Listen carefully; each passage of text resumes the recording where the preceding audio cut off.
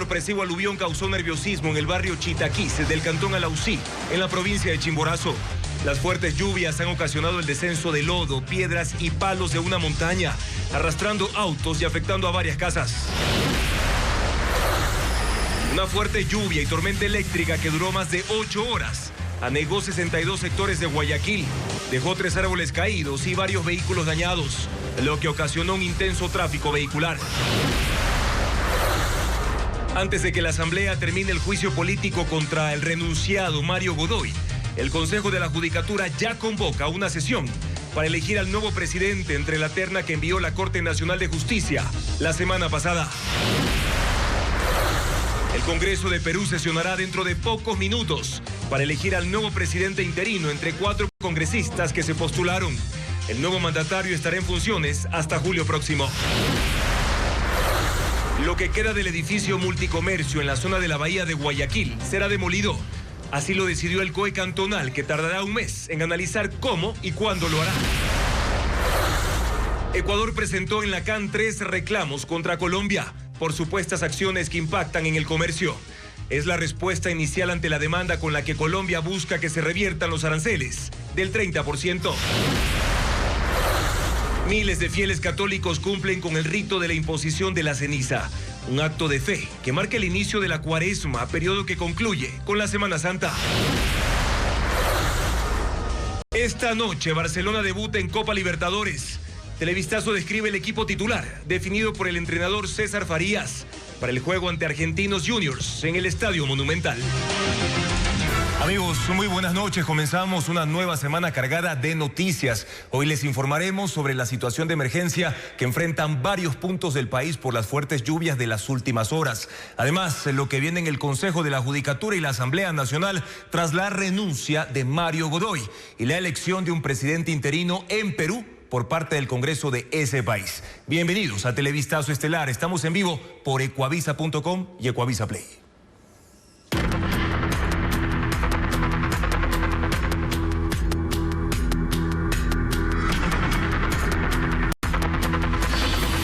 Invierno. El país otra vez en jaque.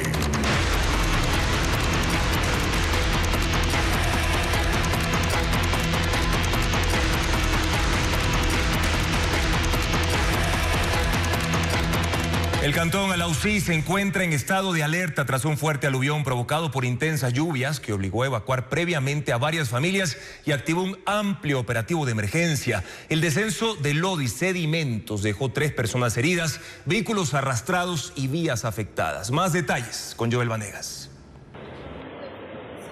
El cantón Alausí se encuentra en estado de alerta luego de registrarse un aluvión. Las intensas lluvias en el cantón provocaron el descenso de lodo y sedimentos, obligando a la evacuación preventiva de los habitantes y la activación de brigadas de emergencia para evaluar daños en el lugar. El descenso de material lodoso fue en el sector aledaño al barrio Chitaquís y en las cercanías del cementerio de Alausí. En imágenes que circulan en redes sociales se observa que el aluvión ha arrastrado vehículos en una loma. De acuerdo con los reportes de la Secretaría Nacional de Gestión de Riesgos, se confirma que 3 personas resultaron heridas y hay afectaciones en varias vías de acceso, lo que dificulta la movilidad en la zona. Según Riesgos, no se registran desaparecidos. Personal de emergencia se encuentra realizando una evaluación detallada de las viviendas que podrían haber sufrido daños estructurales tras recibir múltiples llamadas de alerta desde el ECU 911. Y más adelante, amigos, tendremos un informe más detallado con nuestro corresponsal Ángel Pilatuña, quien ya se encuentra en el lugar del aluvión. Mientras tanto, les contamos que 62 sectores de Guayaquil resultaron afectados por un intenso aguacero que duró más de 8 horas. Las lluvias, que estuvieron acompañadas por rayos y truenos, inundaron vías en el norte, centro y sur de esa ciudad. Esto colapsó el tránsito en las principales vías. Las lluvias coincidieron de hecho con la marea alta que, según la empresa municipal Segura EP, superó los 5 metros. Vanessa Robles recorrió varios puntos de emergencia. Más de 8 horas de lluvia, rayos y truenos colapsaron el trajín habitual de Guayaquil. Se trata del aguacero más fuerte del año, cuya mayor afectación la tuvo el sur de la ciudad. Personas con zapatos en mano, cubriéndose con encauchados, fundas o usando el paraguas como bastón para no caerse, Fueron las imágenes que marcaron la jornada en la zona del mercado Las Esclusas. Katia Morán tuvo que cargar a sus 2 hijos para evitar que se mojen el uniforme escolar porque las avenidas 25 de Julio y Raúl Clemente Huerta estaban cubiertas de agua. Casi me caigo yo. ¿Hacia dónde va?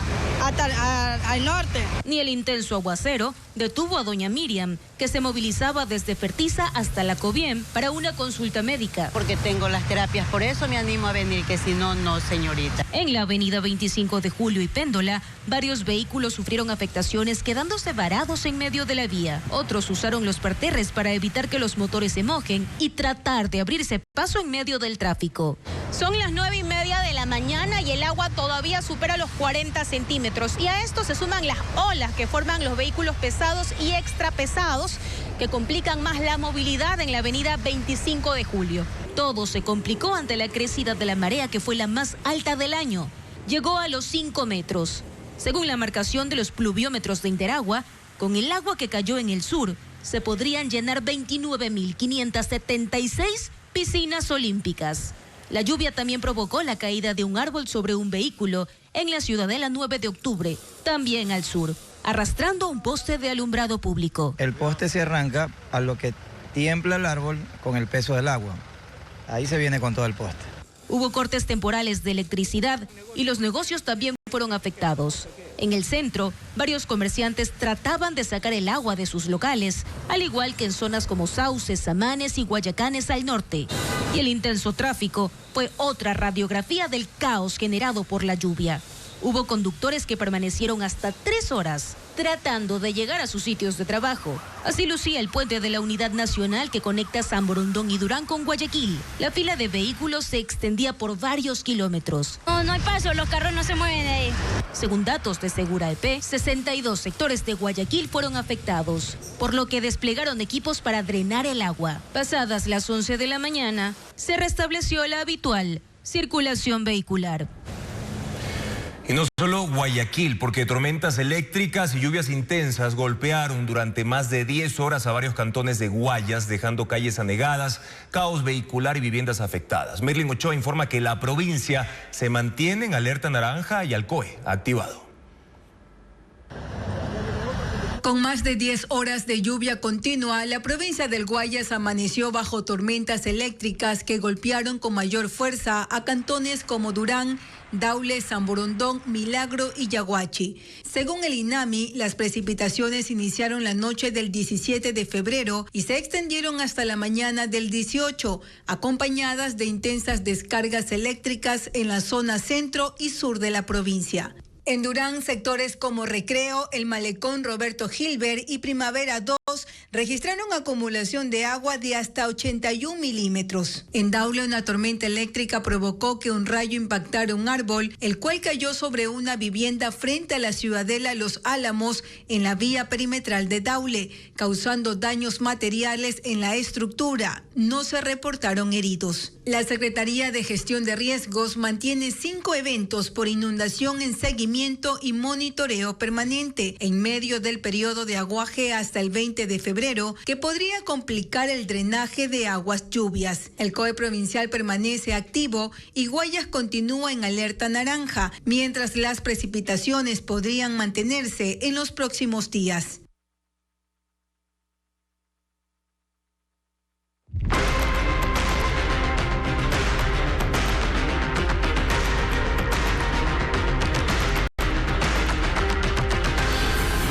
Godoy se fue antes del juicio.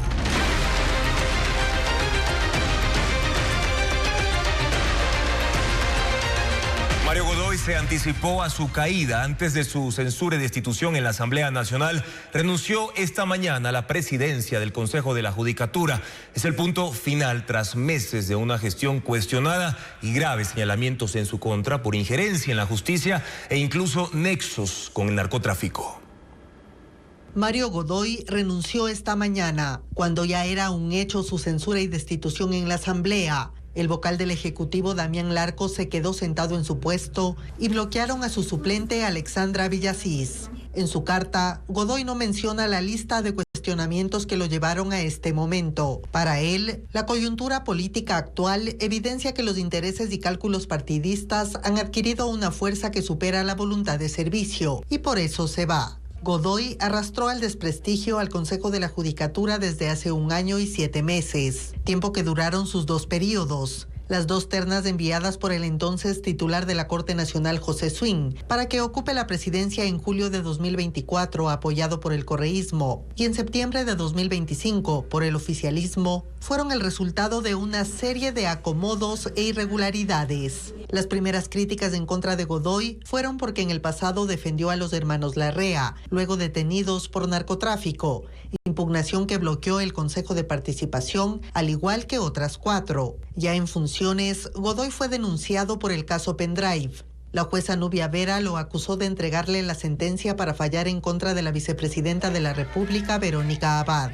Pero la crisis que lo llevó a su salida empezó hace 63 días, el 17 de diciembre, cuando se supo que su director y mano derecha, Henry Gaibor, presionó al juez anticorrupción Carlos Serrano para que falle a favor del narcotraficante serbio Jasdimir Serdán, a quien defendió Dolores Vintimilla, esposa de Godoy. El juez Serrano grabó las presiones, renunció y salió del país porque el Ministerio del Interior le quitó su custodia, pese a que días antes pusieron un coche bomba a pocos metros de su oficina y la propia policía pidió que se refuerce su seguridad, porque en la lectura de la sentencia en contra del serbio, él hizo una señal de amenaza. También se fue del país la directora de la Judicatura de Orellana, Samantha Lozada, tras atentados y amenazas de grupos delincuenciales. Igualmente denunció que le quitaron la seguridad. A este hecho le sucedieron la salida de más directores puestos por Godoy, denunciados por cobro de sobornos a cambio de contratos para la Judicatura e incluso abuso sexual. En el juicio político, además, se supo que Invictus, el estudio jurídico de la esposa de Godoy, del que él fue socio hasta 2024, tiene un largo historial defendiendo a peligrosos criminales y narcotraficantes, como los cabecillas de la banda de los choneros Adolfo Macías Villamar, alias Fito, y Jorge Luis Zambrano, alias Rasquiña, así como el narco albanés Nesdet Bokshi. Con todo esto a cuestas y una investigación penal abierta en la Fiscalía, Mario Godoy se va de la Judicatura con muchas deudas. No hubo concurso de Corte Nacional, no logró implementar las unidades judiciales constitucionales y deja pendiente la evaluación y nombramiento de fiscales. Y el juicio político a Mario Godoy concluyó hace pocos minutos con su censura a pesar de su renuncia a la presidencia de la Judicatura. El exfuncionario no llegó para defenderse y los interpelantes ratificaron sus acusaciones ante el Pleno. Patricio Díaz está en la Asamblea y ha seguido de cerca la jornada. Patricio, cuéntanos cómo fue la votación para censurar a Godoy y qué implica su destitución si él ya renunció al cargo. ¿Qué tal, Juan Carlos? Fueron 149 legisladores los que votaron de los 151, 148 a favor. Hubo una abstención de la legisladora Yajera Urresta, es legisladora del correísmo, quien se abstuvo en esta votación. De lo contrario, habría sido unánime la censura y destitución. ¿Por qué destitución? Según los legisladores, debía llegar una certificación del organismo que designó a Mario Godoy, confirmando esa renuncia o aceptándole la renuncia, algo que no llegó por parte, en este caso, del Consejo de Participación Ciudadana. Certificado que no llegó por parte del secretario de la Asamblea, se procedió a la censura y destitución. Es decir, para los legisladores, también Mario Godoy fue destituido a pesar de haber renunciado durante la mañana. Él, al final, no llegó a este juicio político que siguió por más de 7 horas y 30, más o menos, porque inició con la lectura del informe y luego los interpelantes en horas de la tarde procedieron con sus 2 horas correspondientes para emitir las acusaciones contra Mario Godoy, que como sabemos corresponden a incumplimiento de funciones. Ellos lo acusaban de incumplimiento de funciones por la denuncia de presiones y el retiro de seguridad al juez Carlos Serrano, luego de su sentencia en el caso Euro 24, y también por el presunto conflicto de intereses en el mismo caso. La tercera variable de esta acusación era la supuesta presión a la jueza Nubia Vera en el caso de la ex vicepresidenta Verónica Abad. De acuerdo al correísmo en este juicio político, ellos habrían sido los principales interpelantes, los principales acusadores de Godoy, y la presión ciudadana habría obligado al oficialismo a determinar esta censura y destitución. Les comentaremos más detalles en los próximos minutos y en nuestras próximas emisiones sobre esta censura y destitución.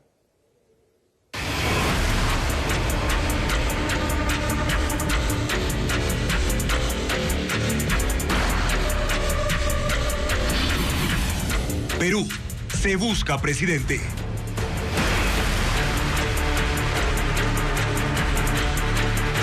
El Congreso de Perú está reunido desde las 6 de la tarde de hoy en una sesión especial para designar un nuevo presidente interino luego de la censura y destitución de José Gerí. Hay 4 candidatos, 3 hombres y una mujer. Todos son congresistas quienes se postularon dentro del plazo de ley. El interinazgo durará hasta finales de julio, cuando se posesionará quien resulte electo en los comicios de abril. Lo informa Pedro Jiménez.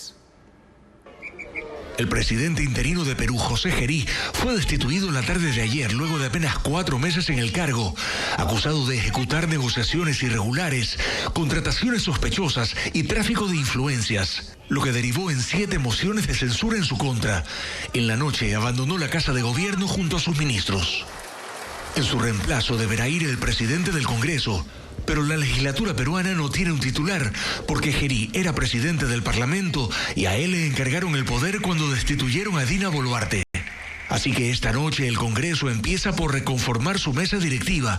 Quien resulte electo será nombrado de inmediato como presidente interino de la República. La verdad que nos sorprende. Se ha postulado la derechista Mari Carmen Alba del Partido Acción Popular, actual legisladora y expresidenta del Congreso. También José María Balcázar, del Partido Perú Libre del expresidente Pedro Castillo, que también fue destituido. Edgar Raimundo, legislador del izquierdista Juntos por el Perú, y Héctor Acuña, del centro derechista Alianza por el Progreso. Quien resulte designado intentará gobernar el Perú hasta julio, cuando deberá asumir un nuevo mandatario, previsto a ser elegido en las urnas el 12 de abril. Y el Congreso peruano elegirá un nuevo presidente tras la destitución de José Gerí, quien es investigado por presunto tráfico de influencias. Esta decisión ocurre a pocas semanas de que se lleven a cabo las elecciones generales en ese país previstas para el próximo abril. Hacemos contacto ahora en vivo con Jimena de la Quintana de la cadena CNN. Jimena, buenas noches. Cuéntanos, la votación de los congresistas continúa en estos momentos. ¿En cuánto tiempo Perú ya sabría de un nuevo presidente, un presidente interino? Hola Juan Carlos, ¿cómo estás? Mira, la votación se va a extender por varias horas porque esta es una votación que se realiza manualmente. La contabilización de los votos también se hace de manera manual. Entonces, todavía para que eventualmente podamos tener ya un presidente de la República, en este momento Perú no tiene presidente, no tiene vicepresidente y tampoco tiene presidente del Congreso, pero eventualmente para que podamos conocer el nombre del presidente o presidenta de la República, has mencionado que María del Carmen Alba es una de las candidatas, una de las congresistas, todavía van a transcurrir algunas horas. La votación o el pleno, la sesión extraordinaria, y se dice extraordinaria porque el Congreso de la República está de vacaciones, es decir, no está sesionando. Sus sesiones se inician en marzo, entonces se convocó a esta sesión extraordinaria justamente para ver el tema Gerí, que terminó finalmente ayer en su censura. Y esta sesión extraordinaria es la continuación de la de ayer, es decir, de la sesión donde se censura a Gerí. Entonces vamos a esperar a ver qué pasa las próximas horas, pero te decía, ya se inició y la votación o la forma en la que tienen que contar los votos todavía va a demorar. Jimena, ¿y quiénes son los congresistas más opcionados de los 4 que mencionabas? A ver, ya por ejemplo Fuerza Popular, que es el partido de Keiko Fujimori, ha hecho público su respaldo a María del Carmen Alba. María del Carmen Alba es del partido Acción Popular, un partido de larga data en Perú. De hecho, Acción Popular tuvo tres veces ejerció la presidencia, dos personas de Acción Popular. Belaúnde Terry, o Fernando Belaúnde Terry, fue presidente en los años 60 y 80, presidente peruano, y en estos dos periodos, y luego Valentín Paniagua, que fue presidente del Congreso, que ejerció la presidencia de la República luego de la vacancia de Alberto Fujimori.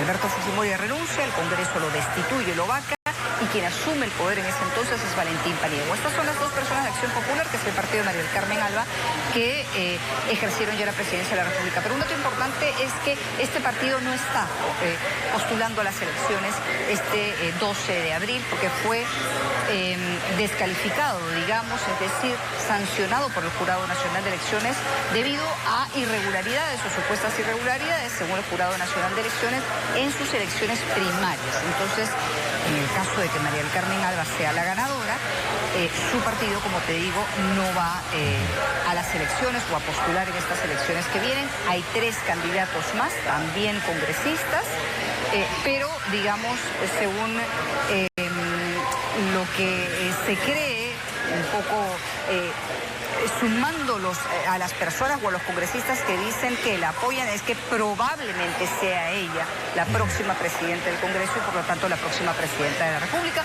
pero esto lo estoy diciendo en condicional. Obviamente el panorama podría cambiar y eso dependerá de los votos, ¿no? En todo caso, estamos muy pendientes de lo que ocurra en las próximas horas. Gracias a Jimena de la Quintana de nuestra cadena aliada CNN por esta información previa que nos ha dado tras esta reunión en el Congreso de Perú para elegir al próximo presidente interino del vecino país. Amigos, es momento de una primera pausa aquí en televisión. Seguimos informando, amigos. La disposición para censurar medios y periodistas persiste pese a las aclaraciones del Comando Conjunto de las Fuerzas Armadas sobre libertad de prensa. Gremios de comunicadores y organizaciones de los derechos humanos exigen claridad sobre el alcance de las restricciones al acceso a la información pública. Paul Romero con el informe. El 14 de febrero, cuando empezó el feriado de Carnaval, el Comando Conjunto de las Fuerzas Armadas emitió un segundo comunicado sobre los lineamientos para restringir a la prensa. Lo hizo en respuesta a las duras críticas de organizaciones nacionales e internacionales y el pedido de más de 50 periodistas para que deroguen la polémica directriz de acreditación de medios según su línea editorial. La Dirección de Comunicación de las Fuerzas Armadas señaló que la directriz no está vigente, pero defendió su contenido al considerar que no vulnera la libertad de expresión, no restringe el trabajo periodístico. Para Mauricio Alarcón, de la Organización Ciudadanía y Desarrollo, la aclaración de las Fuerzas Armadas confunde y enreda, pero la censura se mantiene. Tanto el primero como el segundo comunicado confirman la existencia de la disposición, de los lineamientos, de la matriz de evaluación. No lo desvirtúan, no lo desmienten. El documento está ahí y bajo la forma en la que ha sido presentado establece con claridad censura al trabajo periodístico. Las Fuerzas Armadas admiten que la directriz está en desarrollo y que la Fuerza Terrestre, Marina y Aviación deben presentar sus observaciones en un contexto de conflicto armado interno. La información en Ecuador, claro, está sujeta a confidencialidad y a reserva, pero bajo los parámetros que están establecidos en la Ley Orgánica de Transparencia y Acceso a la Información Pública. Ninguno de estos supuestos se aplica a lineamientos que tengan que ver con la evaluación de la línea editorial de un medio. Desde la emisión del documento el 28 de enero, según las Fuerzas Armadas, ningún medio o periodista ha sido censurado, afirmación que según Alarcón no se ha verificado. Los gremios y periodistas exigen derogar los lineamientos y todos los anexos de instrumentos de evaluación, clasificación y control de medios. En territorio ecuatoriano fue detenido alias Camilo, cabecilla del grupo disidente de las FARC Oliver Sinisterra, que opera desde hace años en la zona fronteriza de Esmeraldas con Colombia. Camilo y su organización se dedicaban a extorsión, secuestro y protección de grupos de minería ilegal. Hernán Higuera informa que fue encontrado un arsenal de alto poder que estaba oculto bajo tierra. Este domingo de feriado hubo un enfrentamiento armado cerca al cantón Eloy Alfaro en Esmeraldas, exactamente en el sector de Juan Montalvo, que en el mapa se ubica en esta zona, 53 kilómetros dentro del territorio ecuatoriano desde la línea de frontera. Eran las 6 de la mañana cuando miembros de la organización criminal Oliver Sinisterra recibieron a tiros a una patrulla de la 4ª División de Ejército Amazonas que llegó a la zona por información de inteligencia, pues se sabía que miembros de esas disidencias colombianas se dedicaban al secuestro, la extorsión, cobro de vacunas y actividades ilícitas para protección a mineros ilegales. Tras el enfrentamiento se capturó a Kevin Daniel RC, alias Camilo. Se trata de un cabecilla de esa organización criminal que en el 2018 asesinó a los 3 periodistas de Diario El Comercio. Junto a alias Camilo, 10 ecuatorianos que eran parte de su célula armada también fueron detenidos. Uno de ellos resultó herido en el cruce de fuego y fue trasladado al hospital de Esmeraldas. En ese lugar se mostró un fusil, una pistola, 3 escopetas artesanales, cargadores y cartuchos de uso de los disidentes. Una segunda parte de la operación se realizó 7 kilómetros más abajo, en el sector conocido como Zapallito, a 60 kilómetros de la línea de frontera. Según la información militar, una casa de madera funcionaba como base clandestina para encaletar armamento y como evidencia se muestra este material fotográfico de los aprehendidos desenterrando las armas. Cabe recalcar que una vez encontrado todo el armamento, los individuos aceptaron ser miembros de este frente. Al final se contabilizaron 13 fusiles más de diferente tipo, pistolas, 2.700 cartuchos de distintos calibres, una granada y 12 chalecos de uso guerrillero. Ahora, amigos, les contamos que el decano de Medicina de la Universidad Central presentará una denuncia ante la Fiscalía el jueves de esta semana por alteración de notas en la Facultad de Ciencias Médicas. Autoridades no descartan más casos. Carlos Delgado informa que al menos 6.000 alumnos estudian en esa facultad. Un grave hecho sacude a la Facultad de Medicina de la Universidad Central del Ecuador. Este jueves su decano presentará una denuncia formal ante la Fiscalía por alteraciones de notas para beneficiar a varios estudiantes.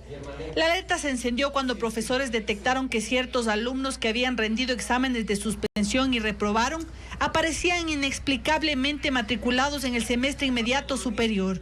Los docentes notificaron a las autoridades de la facultad. Según detalló el decano, solicitó una auditoría interna que determinó que el 99% de los cambios en las calificaciones se realizó en un solo día. El 21 de octubre. Creo que uno se hizo el 22 de octubre.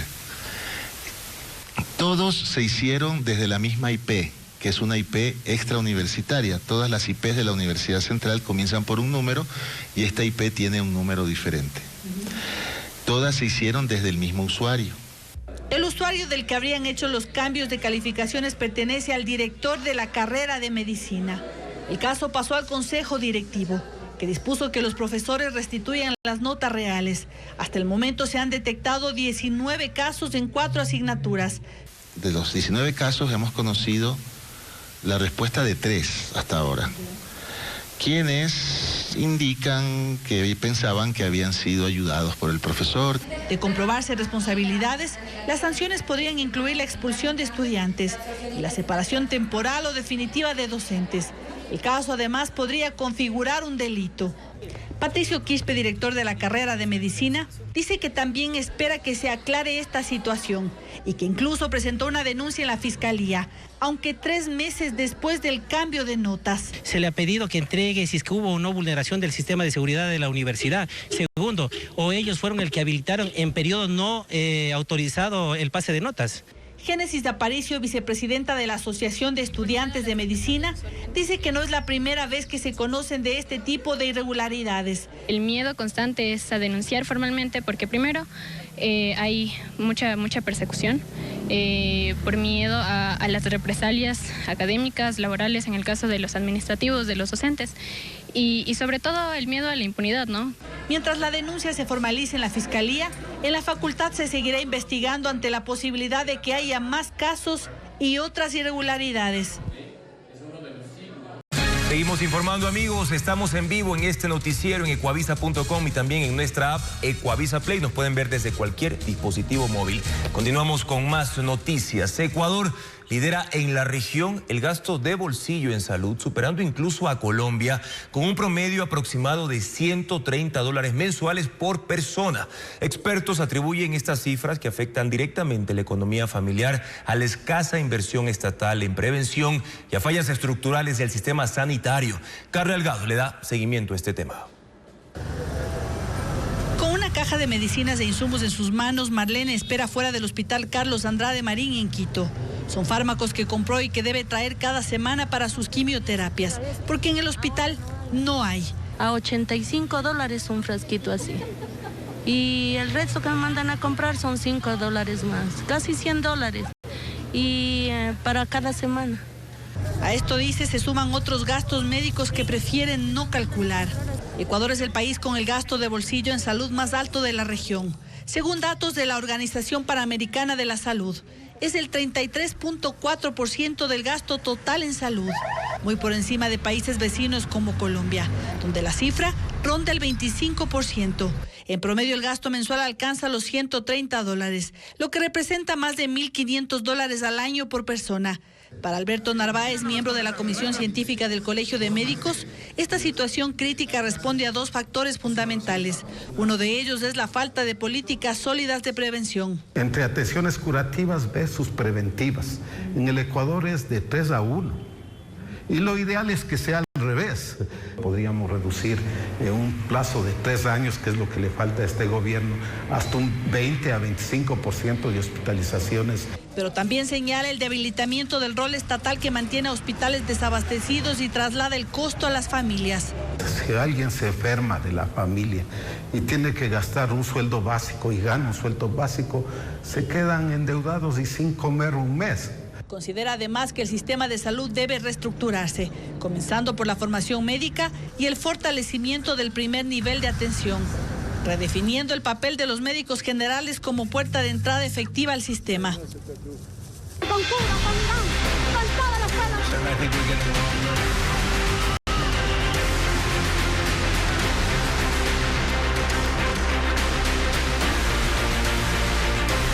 Mundo.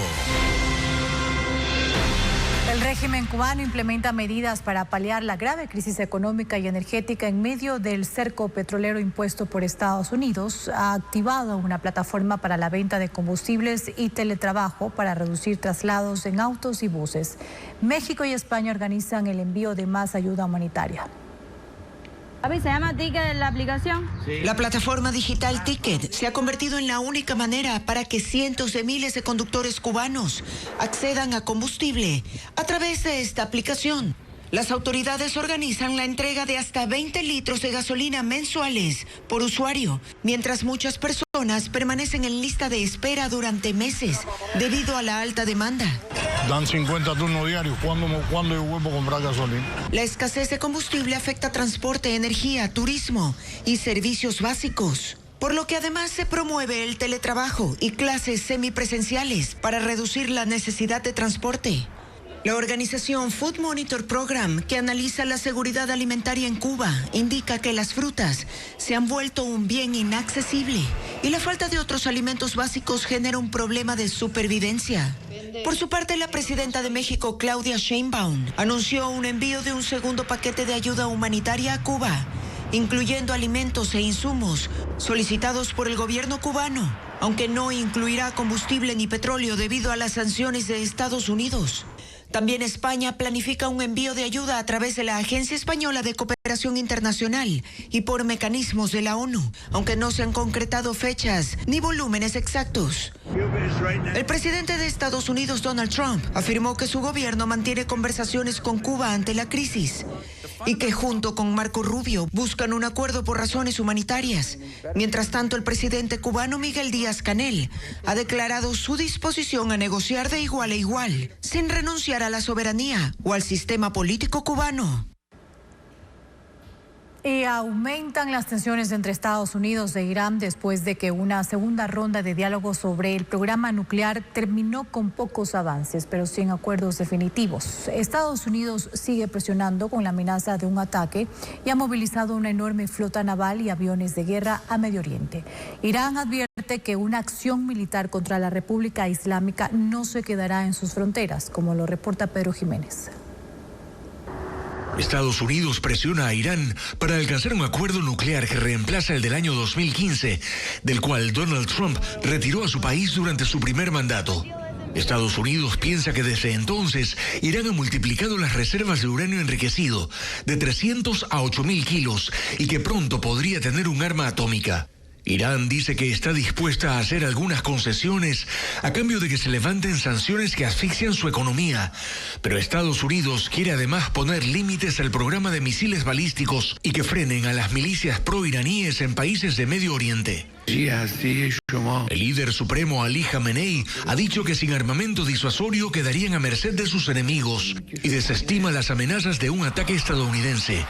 El secretario de Exteriores de Irán, Abbas Araghchi, que participó hasta ayer en los diálogos en Ginebra, dijo que están camino a un entendimiento. Son solo líneas generales sobre cómo evitar un enfrentamiento con Estados Unidos, pero sin un acuerdo todavía, y buscan tener una nueva ronda de conversaciones. Mientras tanto, las tensiones en la región se mantienen. Irán cerró el martes parcialmente el estrecho de Hormuz para maniobras navales.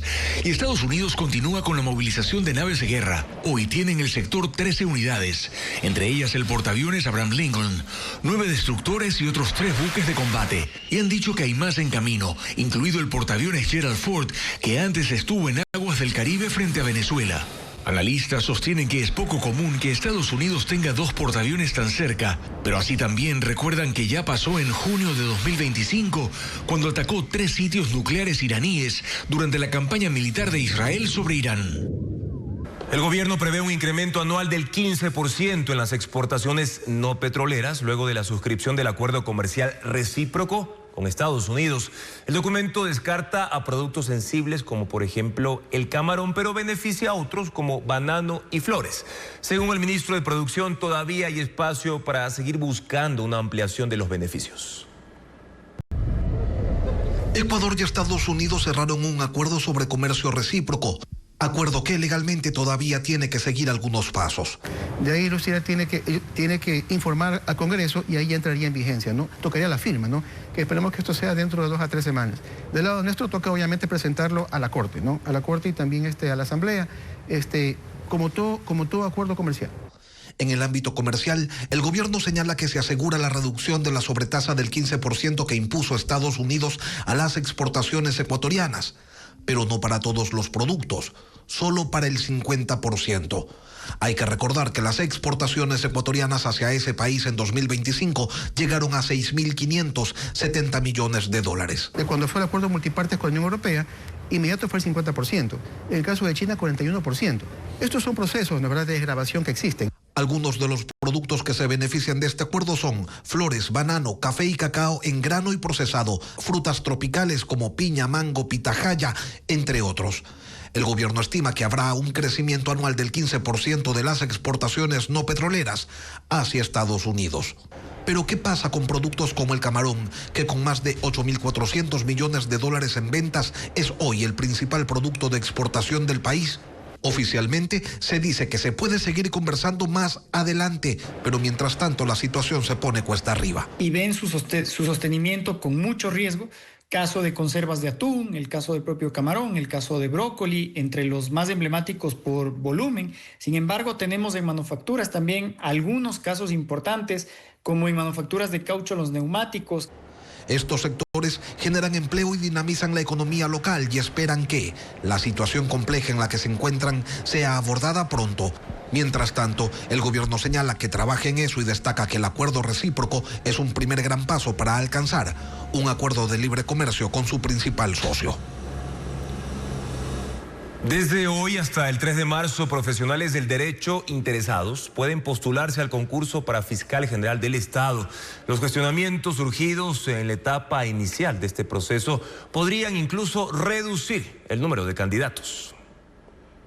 desde el Consejo de Participación. Con una cadena nacional de 1 minuto 20 segundos, anunciando el concurso como un logro institucional y un ejemplo de transparencia, el Consejo de Participación abrió la fase de postulación para los interesados en el cargo de fiscal general. Un discurso que contrasta con los cuestionamientos sobre la legitimidad de quienes elegirán uno de los cargos más sensibles para el país y que no son ajenos para el Consejo. Hemos trabajado con responsabilidad, firmeza y apego a la ley, incluso en medio de críticas que asumimos con madurez democrática. Pero que no tuvieron correctivos, pues una cuestionada Comisión Ciudadana de Selección, encabezada por una presidenta con apenas 17,5 puntos sobre 50, será la encargada de revisar bajo su discrecionalidad los méritos y experiencia de los profesionales. Una comisión que tiene ese nivel de ilegitimidad puede actuar de manera arbitraria, porque no tienen la experiencia. La Veeduría Ciudadana presentó un informe parcial de la primera fase del concurso con 19 hallazgos, 6 tipos de riesgos y 3 tipos de alertas. Los 28 comunicados enviados y la exposición ante el Pleno fueron pasadas por alto. Que se ingresaron documentos fuera de tiempo, se ampliaron los plazos. Esperamos que en esta etapa no suceda eso. Dudas que pueden limitar el número de postulantes y los perfiles que apuesten por el concurso. El público objetivo, concursal, al que se está llamando, que es un perfil bastante complejo, se van a cuidar. Y creo que también es un tema inclusive de miedo. De acuerdo al cronograma presentado por la Comisión de Selección, la designación del fiscal general será a finales de septiembre. Hasta el mediodía de este miércoles no había postulaciones presentadas. El Consorcio de Gobiernos Provinciales planteó observaciones al proyecto de ley económico urgente a 2 días del segundo debate en la Asamblea Nacional. El Consejo Ejecutivo del CONGOPE pidió socializar su contenido antes de la decisión parlamentaria. Paul Romero con el informe. A 2 días de la convocatoria al Pleno de la Asamblea para el segundo y definitivo debate del proyecto de ley económico urgente para la eficiencia del gasto de los gobiernos seccionales, el Consorcio de Prefecturas planteó observaciones. El Consejo Ejecutivo del CONGOPE se reunió este miércoles en Quito con delegados del Ejecutivo para solicitar que los recursos de gestión de proyectos, adquisición de tecnología que incluye contratación de personal, no se consideren gasto corriente. Contra el tiempo, el presidente del gremio, Clemente Bravo, pidió socializar el contenido del informe para segundo debate. Ha faltado más comunicación, ha faltado más socialización. Y respaldó el proyecto del gobierno que propone se destine el 70% de los recursos de las alcaldías y prefecturas a inversión y 30% a gasto corriente. El artículo 198 del COTAD, aprobado el 2010, te habla del 70-30. Autoridades seccionales de oposición al régimen consideraron inconstitucional, pero la ministra de Gobierno, Natalie Morillo, defendió la norma y dijo que busca regular el destino de los recursos públicos. No podemos gastar más del 60% en sueldos, en burocracia y en piponazgo. Los legisladores de la Revolución Ciudadana rechazaron el proyecto de ley que se tramitó en la Comisión de Desarrollo Económico de mayoría oficialista. Esta reforma planteada golpea fuertemente a los territorios más débiles. La asamblea que sesionará el próximo viernes en Guayaquil requiere mayoría absoluta para aprobar el proyecto de ley, es decir, 77 votos. Así el gobierno pondrá a prueba la mayoría en el Parlamento. En el top 10 del ranking de las ciudades más violentas del mundo, hay 6 que corresponden a Ecuador, según el informe 2025 del Consejo Ciudadano para la Seguridad Pública de México. En entrevista en Contacto Directo, José Antonio Ortega, presidente de esa organización, advirtió que esta crisis responde a una dinámica criminal importada de grupos del crimen organizado que operan desde ese país norteamericano. Lo informa Bessie Granja.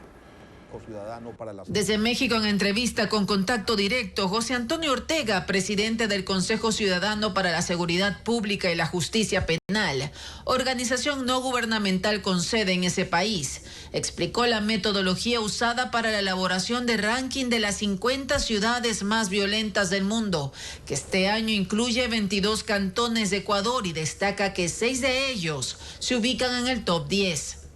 En el segundo lugar, Babahoyo, cuarto Machala, quinto Quevedo, séptimo Manabí Centro, que incluye a Manta, Puerto Viejo, Jaramijó, Montecristi, Rocafuerte y Santa Ana. En el octavo lugar, Guayaquil, y en el puesto número 10, Esmeraldas. El experto explicó que para este informe se recopiló información proveniente de sitios web oficiales y portales de prensa. No estamos elaborando percepción. Esto es sobre datos duros de homicidios dolosos y homicidios intencionales. De acuerdo con el vocero, el alto puesto de Ecuador en el ranking responde a una dinámica criminal importada. Es este enfrentamiento de grupos criminales, 2 de ellos con origen en nuestro país, en México, que están dando la pelea por el control de drogas y el control de otros ilícitos en Ecuador. El presidente del Consejo Ciudadano señaló que las ciudades que han logrado salir de esta lista o del top 10 basaron su estrategia en un factor. Hacemos una judicialización de los verdaderos responsables y hay un castigo. Es la mejor señal para toda la población de que no pueden quedar impunes esos homicidios y esos delitos. Tal como lo hicieron ciudades como Medellín y San Pedro Sula, que salieron de este ranking.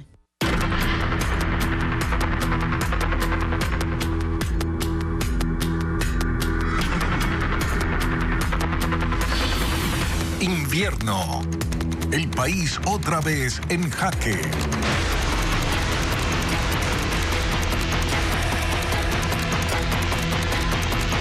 Seguimos hablando de las emergencias en distintos puntos del país y ahora vamos a profundizar en lo ocurrido en Alausí, porque un aluvión bajó desde la montaña y cubrió lodo varias calles de ese cantón. En minutos el agua y los escombros llegaron hasta el centro de la parroquia y dejaron daños en viviendas, locales y edificios públicos de esa localidad de Chimborazo. Ángel Pilatuña informa que 5 personas resultaron heridas. Nos encontramos en el centro de Alausí, donde aún se observa el lodo que afectó varias calles. Hace pocas horas un aluvión sorprendió a los habitantes de este cantón de Chimborazo, lo que generó angustia y quedó registrado en videos y testimonios, como lo mostramos a continuación. Las calles de Alausí se convirtieron en ríos de lodo la tarde de este miércoles. Palos, escombros y hasta vehículos fueron arrastrados por la fuerza del aluvión, que a las 15 horas descendió desde la montaña en el sector de Xuchilcón y avanzó sin control hasta el centro de la parroquia matriz de este cantón de Chimborazo. Cuando la gente veo corriendo de un lado al otro, no sabía lo que pasaba. Y veo que al rato me dicen, no, que ya bajan la lluvia, bajan los palos, bajan las piedras. Y corro y vengo para acá y la gente corriendo desesperada para allá. Habitantes difundieron videos que dejan al descubierto la dimensión del desastre. Las paredes del cementerio cedieron ante el impacto de una avalancha de lodo que irrumpió el lugar. También se reportaron daños en el edificio de la Judicatura, así como en viviendas y locales comerciales anegados, donde el agua alcanzó hasta 1 metro de alto. Nos ayuden a sacar el agua para poder alguna cosa, ver si podemos sacar más. Está inundado todo. Y hay el peligro de que la casa es de adobe y se va todo para abajo. Explota la casa porque está ya lleno. Algunos propietarios quedaron atrapados y fueron rescatados con la ayuda de vecinos. De acuerdo con las autoridades de salud, 5 personas, entre ellas 2 niños, fueron trasladados al Hospital Básico de Alausí. Presentan traumatismos leves y hasta el momento su condición es estable. Mientras tanto, maquinaria del municipio de Alausí y de la prefectura de Chimborazo remueve lodo y material acumulado en las vías. Son varias cuadras las que resultaron afectadas. Donde que mire, yo tengo mi negocio de balanceados, eso se daña. Eso no es que vamos a poder sacar a secar. Y así muchos negocios más de aquí en el pueblo de Alausí. Hasta el cierre de este informe, las autoridades no han confirmado el número total de viviendas y locales comprometidos. El Comité de Operaciones de Emergencias Cantonal evalúa los daños y coordina la asistencia a las familias damnificadas. Las labores de limpieza continúan y las familias intentan recuperar lo poco que quedó entre el lodo. Desde Alausí seguimos pendiente a las acciones que se adopten por las autoridades en las próximas horas.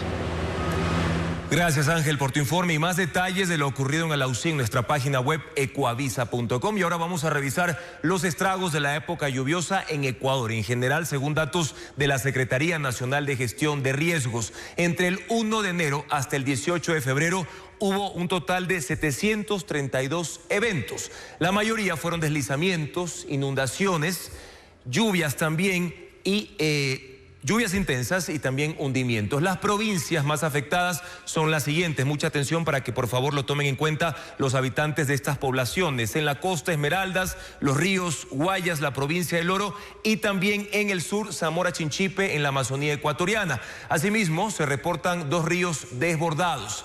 El Caracol en la provincia de Los Ríos y el San Rafael en la provincia de Santa Elena. Las fuertes lluvias han dejado un total de 4.642 afectados, 988 damnificados, 3 personas fallecidas y 8 heridos. Además de eso, 29 casas destruidas y hasta ahora un total de 8 puentes colapsados. Seguimos pendientes también de la información que arroje en las próximas horas la Secretaría Nacional de Gestión de Riesgos. Y en la provincia de Cotopaxi, un deslizamiento en la parroquia Zumbagua del cantón Pujilí causó la muerte de un niño de 8 años, mientras que en la Maná y Sicchos las lluvias provocaron desbordamientos y bloqueos viales que aislaron a cientos de familias. Sandy Espinosa con las imágenes de estas emergencias.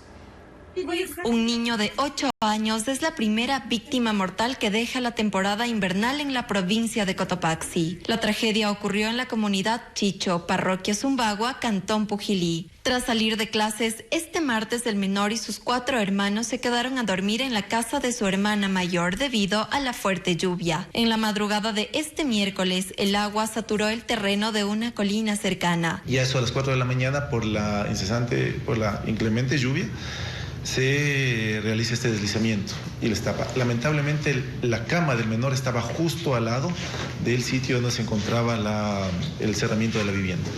Las otras 6 personas que estaban en el interior salieron ilesas. El invierno también golpea al cantón La Maná. En la parroquia Pucayacu, las lluvias provocaron el desbordamiento del estero La Viuda. Pese a la crecida, 2 hombres intentaron cruzar en motocicleta. En este video se observa la fuerza de la corriente. Sicchos es otro de los cantones con afectaciones. Deslizamientos bloquearon la vía que conecta 8 comunidades del oriente del cantón. Maquinaria del municipio intervino para retirar los escombros. De forma paralela, en la vía hacia Isinlibí, otro deslave mantuvo aisladas a cerca de 500 familias durante 4 horas. El Comité de Operaciones de Emergencia de Cotopaxi se reunirá este jueves para definir nuevas acciones frente a las afectaciones de la temporada invernal. Mientras en Loja, en la parroquia Zacapalca del cantón Gonzanamá, fueron hallados los cuerpos de 2 personas que desaparecieron tras el desbordamiento de una quebrada que arrastró el vehículo en el que se movilizaban. En Babahoyo y Pindal, la acumulación de agua también complicó la movilidad y afectó a varios sectores. Veamos.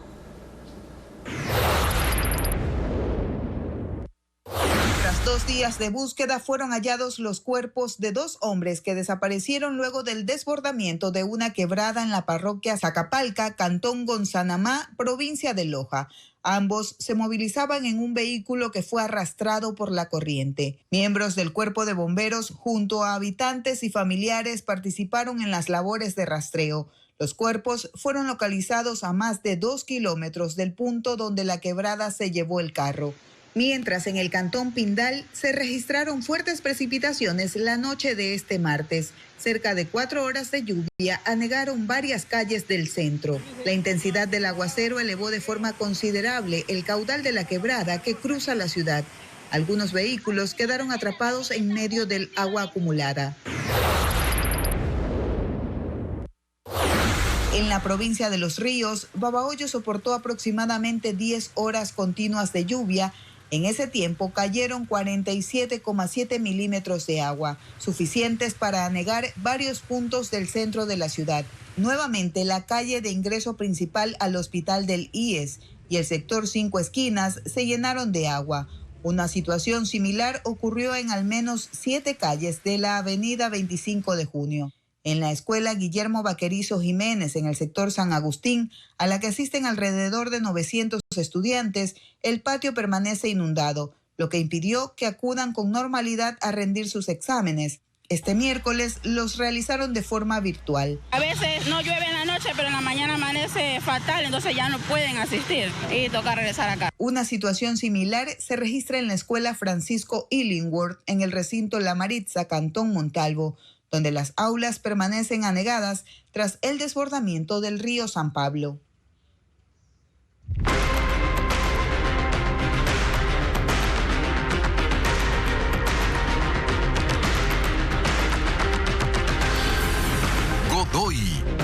se fue antes del juicio. La renuncia de Mario Godoy se produjo minutos antes de que el Pleno de la Asamblea Nacional debatiera su censura, lo que abrió una nueva controversia política y jurídica. Expertos advierten que la crisis en la judicatura continúa y podría profundizar el desgaste institucional. Informe Hernán Higuera. Mario Godoy se fue como llegó, en medio de las críticas y dudas sobre su calidad profesional y moral que desde hace 1 año y 7 meses fueron parte de su entorno, e incluso antes, por la forma en cómo fue elegido presidente de la Judicatura, algo que en los últimos 60 días motivaron la controversia pública de su nombre, el de su esposa y el de su círculo cercano, que al final no pudo desmentir ni aclarar. Este señor demostró una vez más que no era más que una ficha del poder político, en su afán de seguir mangoneando y manipulando la administración de justicia. La salida de Godoy es cínica, dice Jorge Luis Mazón, el abogado que motivó la respuesta ciudadana en redes sociales, ante lo que se constituye la entrega de la justicia al narcotráfico, asegura. ¿Quién les puede creer, Dios mío? O sea, después de todo lo que ha ocurrido con Godoy, de todo lo que se ha denunciado, de todo lo que no se ha investigado. Para la abogada Anabel Guerrero, expresidenta del Colegio de Abogados, la carta de Godoy tiene párrafos llenos de cinismo y ella lamenta. Definitivamente el no aceptar que hay este conflicto de interés tan complejo que le hace tanto daño al país y a la administración de justicia es un tema de cinismo. Germánico Maya, expresidente de la Judicatura, dice que el país debe indignarse frente a lo que está sucediendo. Sostiene que una carta de renuncia no es suficiente cuando lo que se ha hecho es quitarle el poder a la justicia. ¿Qué se puede decir sino que somos objetos de una verdadera burla de parte del aparato político? La administración de justicia sí no va a ninguna parte. Y para esto se presta el Consejo de la Judicatura, los demás miembros del Consejo de la Judicatura, con un desprecio total por la norma. Coinciden en que la crisis judicial puede desencadenar en una grave conmoción social por lo que se ha visto en los últimos 2 meses. Y hoy tiene apenas una pausa. Desgasta la credibilidad de uno de los más importantes poderes del Estado.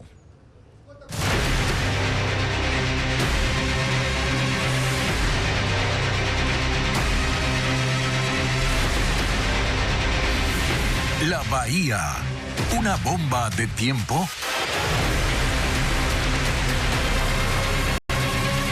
El edificio multicomercio que se incendió en Guayaquil hace una semana será demolido. Así lo confirmó el COE cantonal tras una mesa técnica. Sin embargo, Luis Alfredo Zúñiga informa que aún no se define cuándo se ejecutará su demolición y de qué forma se lo hará, porque faltan más análisis y trámites administrativos. Ha pasado una semana desde que inició el incendio Alarma 3 en el edificio multicomercio en la bahía de Guayaquil. Aunque el fuego se extinguió, el riesgo de colapso persiste y por eso la mesa técnica del COE reunió a representantes de Segurep, gremios de arquitectos, ingenieros, ministerios y la academia, quienes confirmaron que la demolición de este edificio es imperativa, aunque señalaron que faltan informes para definir cuándo y cómo. El edificio debe ser demolido para que pueda volver a la seguridad en ese sector. Lo que sí estamos buscando es la manera de hacerla lo más rápido posible y de manera segura. El análisis para definir la fecha exacta y cómo será la demolición del edificio multicomercio podría tomar todo el mes de febrero. Mientras tanto, se mantendrá el perímetro de 100 metros a la redonda por seguridad. El gerente de Segurep señaló a Televistazo que hay que definir la vía administrativa para ejecutar la demolición, ya que al ser un bien privado, el Cabildo no puede destinar recursos sin autorización. Mientras tanto, empezarán los estudios en la estructura para saber cómo se lo debe demoler. Están sugiriendo que se hagan unos análisis sobre el grado de inclinación, el movimiento que puede estar teniendo en estos días, para ver si hay una estabilidad o no en la edificación. También se aseguró que los propietarios del inmueble aún no se han acercado a conversar para saber, entre otras cosas, si el edificio multicomercio estaba asegurado y cómo resarcir a las al menos 120 familias afectadas. Además, el gerente se refirió al destino que podrían tener los vehículos, electrodomésticos y otros bienes atrapados en estructura. En caso que el manejo de la demolición por seguridad tendrá que derrocarse sin que nadie ingrese, lastimosamente se perderán. Segura EP convocó a los propietarios de bodegas, departamentos y otras familias afectadas a una reunión que se realizará este jueves. Aún no se confirman las causas del incendio y al mediodía de este miércoles hubo una alerta de humo por focos de calor en la estructura que movilizó al menos a 4 unidades del Cuerpo de Bomberos. 2 incendios en el sector de la bahía de Guayaquil reflejaron una problemática evidente en esa zona: el funcionamiento de bodegas clandestinas. El Cuerpo de Bomberos clausuró 150 sitios que no contaban con los permisos para esta actividad. Estefanía Arias recorrió este importante punto comercial y habló con las autoridades sobre los controles. 2 incendios de gran magnitud en el principal casco comercial de Guayaquil ponen nuevamente sobre la mesa un secreto a voces y problema de décadas en la bahía: la existencia de bodegas que como mínimo funcionan sin permiso. El edificio multicomercio, por ejemplo, nació como un proyecto de centro comercial con 5 torres de departamentos. Durante el incendio del pasado 11 de febrero, el Cuerpo de Bomberos de Guayaquil se topó con que en su interior habían 3 pisos que funcionaban como bodegas, que estaban repletas con todo tipo de mercadería. Incluso la Secretaría de Gestión de Riesgos confirmó que el 100% de los registros de permisos asociados al multicomercio constan como inactivo o con licencias no renovadas por el municipio de Guayaquil. Televistazo recorrió esta zona del puerto principal y a simple vista hay sitios que lucen como departamentos, pero que en su interior están llenos de cajas, incluso terrazas. Y hay otros que intentan tapar la mercadería con sábanas en las ventanas. El dueño de multicomercio, hasta antes de que se haya presentado la emergencia, nunca ha notificado que se cambiaba el uso de suelo como bodegas. Un registro del municipio de Guayaquil indica que en la bahía hay 126 inmuebles con bodegas. Sin embargo, según el Cuerpo de Bomberos, durante sus operativos de control entre diciembre de 2025 y enero de 2026, clausuraron 150 bodegas que funcionaban de forma clandestina. En muchas ocasiones nosotros hemos querido hacer las inspecciones, hemos tratado y hemos sido amenazados. A nosotros nos han sacado armas. Los inmuebles que comenzaron como espacios residenciales y cambiaron su actividad por la alta densidad comercial de la zona deberían registrar dicho cambio para el predio ante el municipio de la ciudad. En este caso existe un artículo en el Reglamento de Prevención, Mitigación y Protección contra Incendios que establece que todo propietario, arrendatario o usuario de una edificación debe cumplir con las medidas de seguridad y es el responsable de las mismas. El municipio de Guayaquil ya anunció que no se quedará de brazos cruzados, por lo que han dispuesto operativos masivos en la zona comercial de la bahía a partir de la próxima semana. En otros temas, la Fiscalía inició una investigación previa por presunta filtración de imágenes de las cámaras que operaban desde el municipio de Guayaquil por medio de la empresa Segura EP. El anuncio ocurre 3 días después de que la Fiscalía y la Policía allanaron esas instalaciones y aunque ahora hay una cooperación con el ECU 911, Televistazo constató que la administración de esa empresa por ahora no ha cambiado. Diego Cuenca con la explicación. A las operaciones del sistema de videovigilancia del municipio de Guayaquil, que hasta la semana anterior se realizaban exclusivamente con personal municipal, se sumaron agentes de la Policía Nacional y funcionarios del ECU 911. Esos cambios ocurren desde el domingo, cuando el Ministerio del Interior y la Fiscalía y la Policía allanaron las instalaciones de Segura EP. 3 días después, Televistazo ingresó a la sala de monitoreo donde los operadores de las 30.000 cámaras están a disposición de policías de diferentes unidades investigativas para atender las emergencias. Para eso, parte del personal del ECU 911 ese miércoles empezó a mudarse a esa institución. Estamos trabajando incluso con consolas del ECU que nuevamente están aquí, en lo cual podemos coordinar una respuesta más rápida por, en este caso, Policía Nacional, Fuerzas Armadas. Alex Anchundia continúa como gerente de Segura EP y sostiene que esa compañía municipal no está intervenida por el Ministerio del Interior. Él habla de una cooperación que aún no está formalizada. A avanzar hacia la firma ya de un convenio para trabajar de manera conjunta y es lo que la ciudadanía al final de cuentas nos interesa. Estamos adecuando todos los espacios para que ellos puedan hacer su labor de la mejor manera. La mañana de ese miércoles llegaron el comandante zonal de la policía, el director general de investigaciones quienes se reunieron con varios agentes para planificar las operaciones. Por otro lado, la Fiscalía anunció que inició una investigación previa por presunta difusión de información restringida, pues según el ministro del Interior, John Reinberg, las imágenes de ese sistema de vigilancia se filtraban a la compañía Telconet, que provee la infraestructura digital para almacenar la información de las cámaras, aunque la empresa ya explicó en un comunicado que no acceden al contenido de sus clientes. Y mientras la situación de Aquiles Álvarez se define en el campo judicial y en el Cabildo guayaquileño, vamos a revisar cuál ha sido el nivel de respaldo que el dignatario ha recibido del resto de alcaldes y prefectos del país. Ecuavisa.com ha hecho un barrido de las reacciones en diferentes redes sociales en las 24 provincias, sus capitales y otras ciudades principales donde el silencio ha sido la tónica.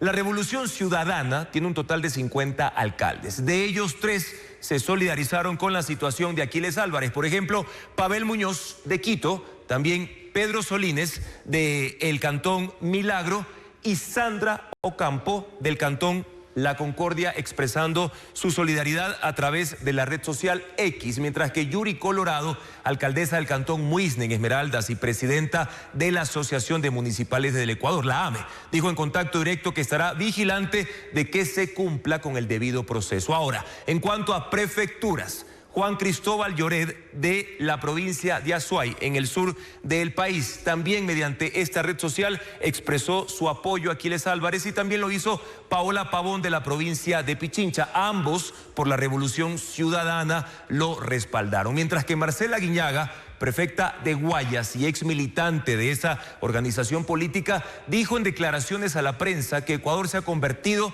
en un deporte de riesgo extremo. El resto de autoridades, en cambio. El registro de cargas, la proyección de gastos y el anexo de gastos personales son trámites tributarios que las personas naturales que trabajan en relación de dependencia o usen factura deben completar en febrero. Y el pago del impuesto a la renta en marzo. Mucha atención porque Adriana Bermeo explica las fechas límite. Febrero y marzo son meses claves en el calendario tributario de las personas naturales que trabajan en relación de dependencia o facturan y que ganan más de $12,208 al año. Hasta el 28 de febrero, los contribuyentes deben actualizar la información de sus cargas familiares para acceder a la rebaja del impuesto a la renta. En ese mismo plazo deben presentar la proyección de gastos personales en los departamentos de recursos humanos, requisito para calcular el monto de la reducción tributaria durante el año. Este mes, los contribuyentes también deben presentar el anexo de gastos personales. Este formulario se llena en la página web del SRI para justificar la proyección de gastos que entregó a inicios del año pasado. La fecha límite depende del 9º dígito de la cédula o del RUC. 5, 18 de febrero, 6, 20 de febrero, 7 y 8, 24 de febrero, 9, 26 de febrero y 0, 28 de febrero. Quienes incumplan con este plazo deberán pagar una multa de $30. Si no se entrega el anexo de gastos personales hasta marzo, el SRI cobrará al contribuyente el impuesto a la renta de 2025. Porque no habrá justificado la proyección de gastos personales presentada el año pasado.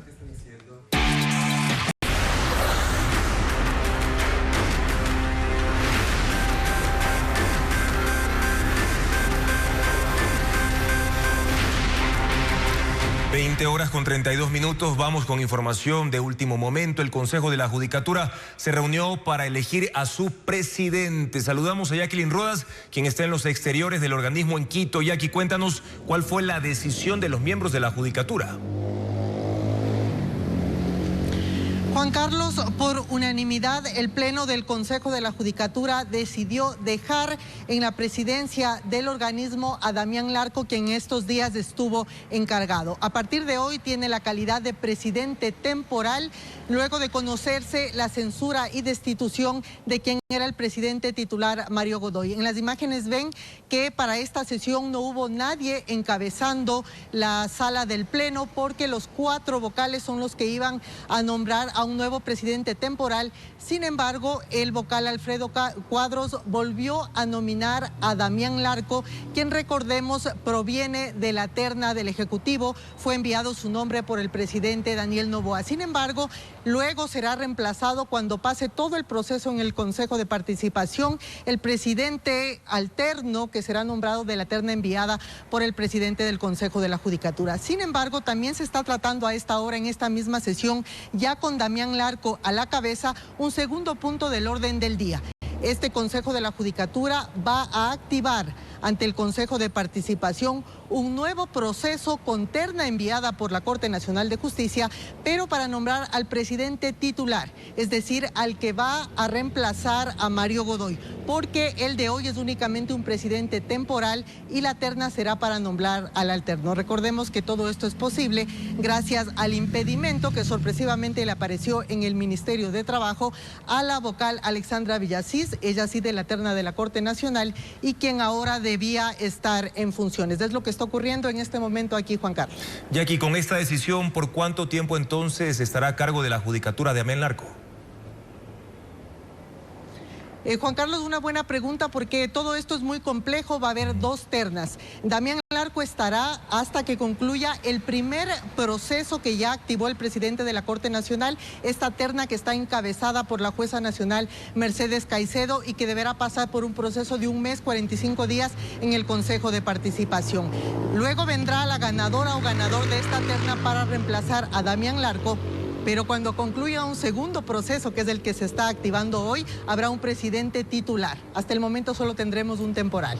Seguimos pendientes entonces de cómo avanzará este proceso en el Consejo Nacional de la Judicatura. Gracias, Jackie, por ese informe oportuno sobre la decisión del Pleno que acaba de tomar hace pocos minutos.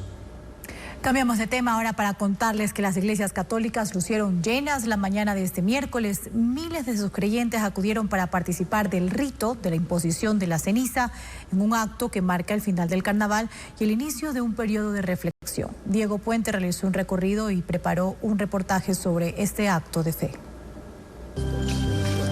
Desde las 6 de la mañana, los creyentes católicos acudieron a las iglesias para recibir la señal de la cruz en este miércoles de ceniza, fecha que marca el fin del carnaval y el inicio del periodo de reflexión de 40 días que termina con la conmemoración de la última cena.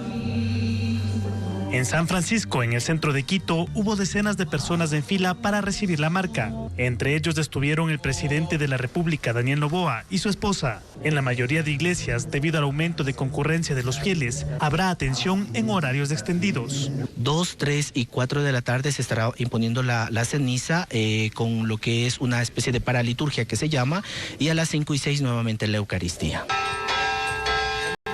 Con este repique de campanas, empezó la misa en la parroquia La Santísima Trinidad en el Centro Norte. Los 350 estudiantes de la Unidad Educativa Isabel Tobar coparon la sala y recibieron la ceniza mientras el sacerdote repetía 2 oraciones. Te pone una cruz en la frente diciendo polvo eres y en polvo te convertirás, o conviértete y cree en el Evangelio. Según la fe católica, el miércoles de ceniza es un momento para reflexionar y mantener una vida de oración, ayuno y limosna antes de la Semana Mayor. En este año, el Papa León XIV hizo un llamado a vivir una cuaresma en la que se abstengan las palabras hirientes. Uno sale con la cruz y todos lo ven, y es un compromiso con Dios, es decir, yo me puse la ceniza porque le prometo a Dios que voy a ser nuevo, que voy a cambiar, que voy a hacer penitencia. El proceso para obtener la ceniza inicia un año antes. La ceniza la hacemos con los ramos del año anterior, que solicitamos a los feligreses, a la comunidad que nos regale. En Guayaquil, los fieles católicos también coparon iglesias. Aquí ni las fuertes lluvias fueron un impedimento para participar del rito de la imposición de la ceniza.